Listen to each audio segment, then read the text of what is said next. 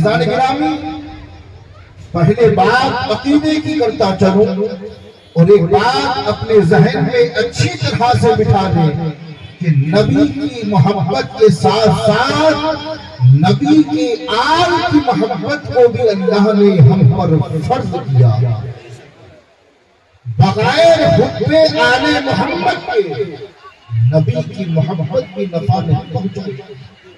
نبی نے ارشاد فرمایا کہ مجھ سے محبت کر رہے ہو تو جو میں اپنے بعد میری آل، میری اطرت، میری اہل بیت کو چھوڑ کر جا رہا ہوں، ان سے بھی محبت کرو۔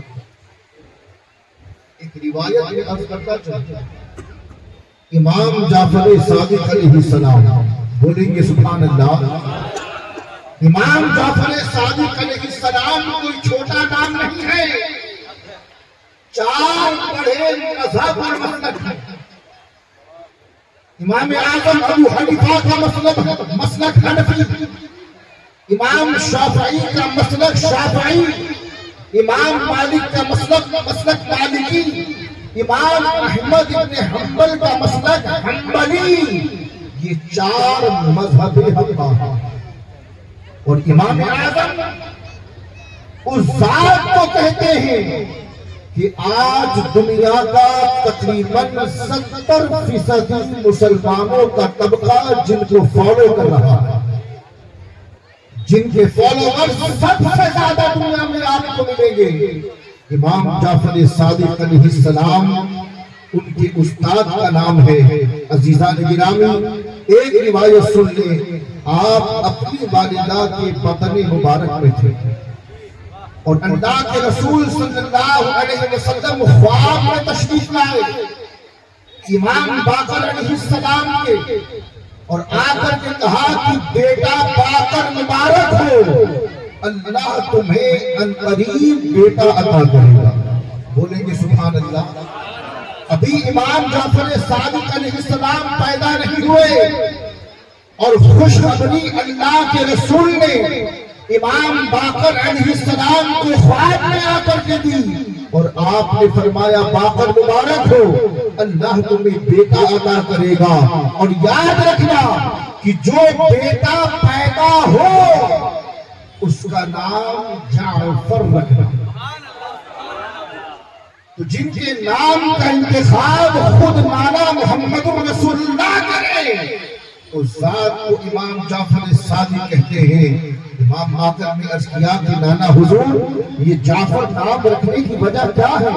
جعفر نام کیوں رکھا جائے؟ آخر اس کی وجہ کیا ہے؟ تو اللہ کے نبی نے ارشاد فرمایا کہ جعفر جنت کی اس نہر کو کہا جاتا ہے جس نہر سے پورے جنت میں پانی کو سپلائی کیا جاتا ہے۔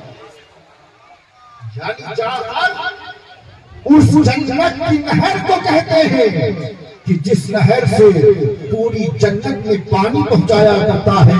اے میرے شہزادے باقر، جب یہ تیرا بیٹا پیدا ہوگا تو اللہ اس شہزادے کو اتنا علم عطا کرے گا کہ اس کے علم کا فیضان پوری دنیا کے کونے کونے میں پہنچے گا، جس طرح اس نہر کا فیضان پوری جنت میں پہنچتا ہے۔ اللہ کہہ رہا ہے کہ بات کر دیا، اور اللہ ہی کا ارادہ ہے، توجہ چاہتا ہوں۔ میں جانتا ہوں کہ آپ سبحان اللہ کب کہتے ہیں، مگر یاد رکھنا جب بات محمد و آل محمد کی آ جائے تو مچل کر کہہ دیا کرو، کیونکہ یہاں سبحان اللہ کہنا اللہ کی بارگاہ میں قبول ہوگا۔ امام کی بارگاہ میں ایک شخص آیا اور آنے کے بعد عرض کرتا ہے، اور روایت کہتی ہے کہ آنے والا شخص جو تھا وہ حافظ قرآن تھا، قرآن کا علم رکھنے والا تھا، اور اتنا علم کہ قرآن کی 6666 آیتیں، وہ ہر آیت کے بارے میں جانتا تھا کہ کون سی آیت کب نازل ہوئی، اس کا شان نزول کیا ہے، وہ مدنی ہے یا مکی، ہر آیت کا علم اس حافظ قرآن کو تھا۔ آنے کے بعد کہتا ہے کہ امام جعفر، آپ کے علم کا بہت شہرہ سنا ہے، آپ کے علم کا بہت چرچا سنا ہے، ایک بات بتائیے کہ قرآن میں اللہ نے کہا ہے کہ انما یرید اللہ لیذھب عنکم الرجس اہل البیت ویطہرکم تطہیرا، کہ اللہ ہی کا ارادہ ہے اور وہ یہ چاہتا ہے کہ نبی کی آل سے، نبی کے گھر والوں سے، نبی کی اولاد سے ہر طرح کی ناپاکی کو دور کر دے۔ تو اے امام جعفر صادق یہ بتاؤ کہ یہ آیت تو بعد میں آئی، کیا اس آیت کے نازل ہونے سے پہلے اہل بیت پاک نہیں تھے؟ سوال سمجھ میں آیا؟ وہ کہتا ہے کہ آیت تو بعد میں آئی، تو کیا اس آیت کے نازل ہونے سے پہلے اہل بیت پاک نہیں تھے؟ امام جعفر صادق علیہ السلام نے فرمایا بس اتنا آسان سوال کر رہا ہے، ارے تیرے اس سوال اور اس اعتراض کا جواب تو اللہ نے قرآن ہی میں دیا ہے۔ تو وہ کہتا ہے کہ حضور 6666 آیتیں جانتا ہوں، ہر آیت کا علم رکھتا ہوں، میں نے تو کہیں نہیں پڑھا کہ اللہ نے میرے اس سوال کا جواب نہیں دیا ہو۔ امام جعفر صادق فرماتے ہیں کہ کیا تو نے قرآن میں یہ آیت نہیں پڑھی کہ اللہ ارشاد فرما رہا ہے اپنے محبوب سے کہ اے محبوب فرما دیجئے قل هو اللہ احد۔ یہ بتا کہ یہ جو آیت نازل ہوئی یہ کب نازل ہوئی؟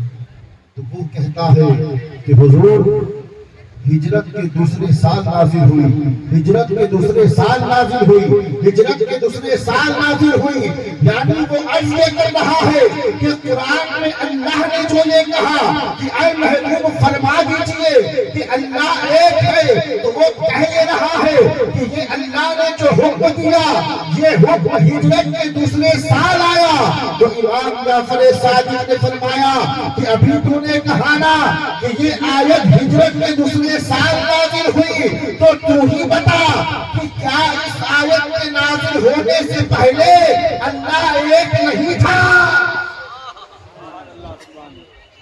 آیت ہجرت کے دوسرے سال آئی ہے، تو کیا اس آیت کے نازل ہونے سے پہلے معاذ اللہ دو تھے؟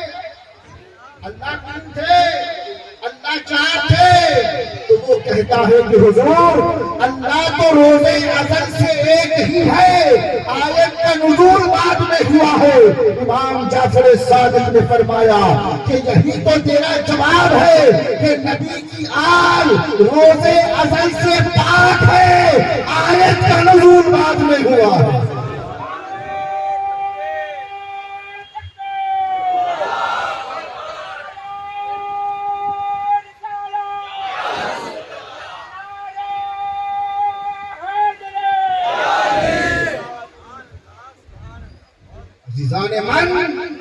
ایسے ایسے لوگ جب آ کر سوال کرتے تھے تو باب العلم کی اولاد اسی انداز میں جواب دیا کرتی تھی، کہا اہل بیت روز ازل سے پاک ہیں، اہل بیت کو اللہ نے روز ازل سے پاک رکھا ہے۔ یہ اور بات ہے کہ آیت کا نزول بات ہے۔ اب اسی نبی کی اولاد جسے ہم اور آپ غوث اعظم دستگیر کہتے ہیں، بولیں گے سبحان اللہ۔ بات بتائیے کہ ہم یہاں جمع ہوئے کہ یہ محفل کس کی ہے اور کس کے نام سے؟ غوث پاک کے نام سے۔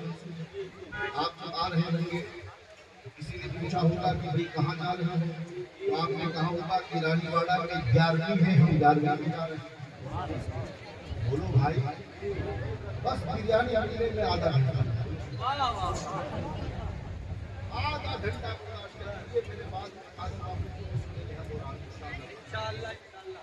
تو عزیزان من آپ نے جواب نہیں نہ دیا ہوگا کہ رانی واڑہ میں 11ویں شریف ہے، ہم 11ویں میں جا رہے ہیں۔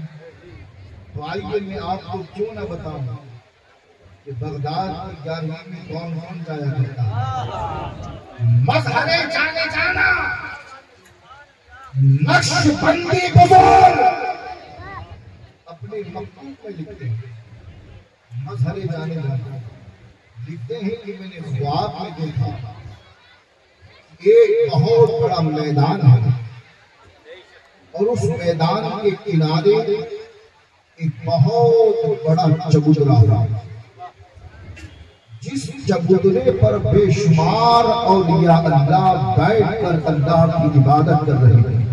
بولو سبحان اللہ. سبحان اللہ سبحان اللہ. بیٹھ کر اللہ کی عبادت کر رہے ہیں اور دنیا و ما فیہا سے بے نیاز ہو کر اللہ کے ذکر میں لگے ہوئے. مظہر جانا لکھتے ہیں کہ میں نے خواب میں دیکھا کہ ان اولیاء اللہ کی جماعت میں خواجہ نقشبند خواجہ بہاؤالدین بھی تشریف فرما. سبحان اللہ سبحان اللہ. اور اسی محفل میں جنید بغدادی کی مسند لگا کر تشریف فرما. میں نے دیکھا کہ بے شمار اولیاء اللہ اس چبوترے پر بیٹھ کر اللہ کی عبادت کر رہے ہیں. جنید بغدادی بھی بیٹھے ہیں، خواجہ بہاؤالدین نقشبند بھی بیٹھے ہیں. اب مظہر جانا کہتے ہیں کہ میں نے اچانک دیکھا کہ یہ تمام اولیاء اللہ اس چبوترے سے اٹھ کر کہیں جا رہے ہیں. تو میں دوڑ کر آگے گیا اور میں نے عرض کیا کہ حضور آپ کہاں تشریف لے جا رہے ہیں؟ تو ان اولیاء اللہ کی جماعت میں سے کسی نے مجھے جواب دیا کہ مولائے کائنات نجف سے آ رہے ہیں، ہم ان کا استقبال کرنے جا رہے ہیں. بولو بھائی سبحان اللہ. مولائے کائنات آ رہے ہیں اور ہم ان کا استقبال کرنے جا رہے ہیں. اللہ اکبر اللہ اکبر. مظہر جانا کہتے ہیں کہ ہم نے دیکھا کہ مولائے کائنات کے ساتھ ایک کمبل پوش بزرگ بھی ہیں. مولائے کائنات نے بڑی محبت سے ان کا ہاتھ پکڑ رکھا ہے. جب ہم نے پوچھا تو پھر کسی نے جواب دیا کہ مولائے کائنات کے ساتھ جو بزرگ آ رہے ہیں وہ کوئی اور نہیں ہے، وہ تابعی حضرت اویس قرنی ہے. یعنی مولائے کائنات اور حضرت اویس قرنی ساتھ ساتھ آ رہے ہیں. مظہر جانا کہتے ہیں کہ میں نے خواب میں پھر دیکھا کہ ایک انتہائی خوبصورت ایک کمرہ نمودار ہوا، جس کمرے پر انوار و تجلیات کی بارش ہو رہی تھی. اور میں نے خواب میں دیکھا کہ یہ تمام اولیاء اللہ مولائے کائنات اور اویس قرنی کے ساتھ اس کمرے کے اندر داخل ہو رہے ہیں. تو میں پھر دوڑ کر کے گیا اور میں نے عرض کیا کہ یہ سارے کے سارے لوگ اس حجرے میں کیوں داخل ہو رہے ہیں؟ تو مجھے جواب ملا کہ کیا تم نہیں جانتے کہ آج بغداد میں عبدالقادر جیلانی کی گیارہویں ہے اور مولائے کائنات کے ساتھ یہ سارے کے سارے اولیاء بغداد والے کی گیارہویں میں بغداد جا رہے ہیں. نعرہ تکبیر، نعرہ رسالت، شہزادہ غوث اعظم، نعرہ تکبیر. یہ شان ہے میرے غوث اعظم کی. عوامی ناز تو جاتی ہی جاتی ہے، روئے زمین کے تمام اولیاء اللہ مولائے کائنات تک اپنے لاڈلے کی گیارہویں میں بغداد کر رہے ہیں. اور ایک بات آخر میں اس کرتا چاہوں، عزیزان نوجوان بھی تشریف فرما ہیں، بچے بھی بیٹھے ہیں. ایک بات انشاءاللہ اس پر تھوڑی گفتگو کا اختتام ہوگا. ہم غفلت کی زندگی جی رہے ہیں اور بات یہ ہے کہ حقیقی قادریت ہمارے اندر.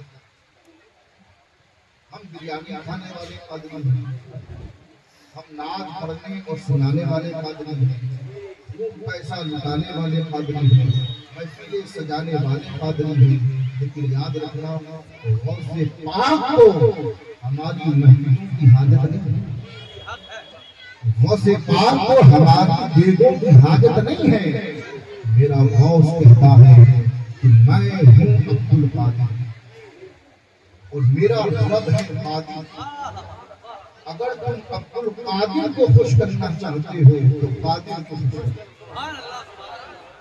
جب میرا رب قادر خوش ہو جائے گا نا تو پھر عبدالقادر بھی تم سے خوش ہو جائے گا. اور یہ آج کے نوجوان بچے گھر کے باہر جب کھیلتے ہیں تو گلی ڈنڈا، کرکٹ کھیلتے ہیں، والی بال کھیلتے ہیں، فٹ بال کھیلتے ہیں. اور آج کے دور میں اس ڈیجیٹل دنیا میں تو سارے کھیل موبائل میں آ گئے. کہ پیر کو ہلانے کی ضرورت نہیں، پھر بھی فٹ بال کھیل رہے ہیں۔ میرے پیاروں کو بھی آپ نے جاننے کی کوشش کی کہ غوث پاک کا کھیل کیسا تھا؟ کیا آپ نے کبھی معلوم کرنے کی کوشش کی کہ غوث پاک اپنے بچپن میں کس طرح کھیلا کرتے تھے؟ ایک روایت میں آتا ہے کہ غوث پاک ایک مرتبہ اپنے محلے کے بچوں کے ساتھ کھیلنے کے لیے، بہت سارے بچے تھے اور اس زمانے میں بھی جو کھیل تھا وہ اپنے دور پر کھیل رہے تھے۔ غوث پاک نے بچپن کے عالم میں، اب آپ دیکھیں جس کو اللہ نے ماں کے پیٹ ہی سے ولی بنا کر پیدا کیا ہو، پھر وہ اصلاح کرتا بھی ہے تو کس انداز سے کرتا ہے، پھر وہ زندگی بدلتا ہے تو کس انداز سے بدلتا ہے، پھر وہ انقلاب لاتا ہے تو کس انداز سے لاتا ہے۔ بچپن کا عالم ہے، بچوں کے ساتھ کھیلنے نکلے، بچوں نے آپ کو تھوڑا ڈائیورٹ کرنے کی کوشش کی، آپ نے منع کر دیا اور فرمایا اے بچوں، اے میرے دوستوں، آج جو کھیل میں بتاؤں گا کیا وہ کھیلنا پسند کرو گے؟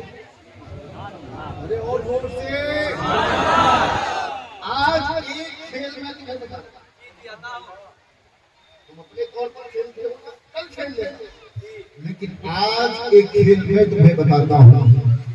چھوٹے چھوٹے بچوں نے کہا ٹھیک ہے عبد القادر بتاؤ کون سا کھیل ہے؟ تو آپ نے فرمایا کھیل یہ ہے کہ میں کہوں گا لا الہ، تم کہنا الا اللہ،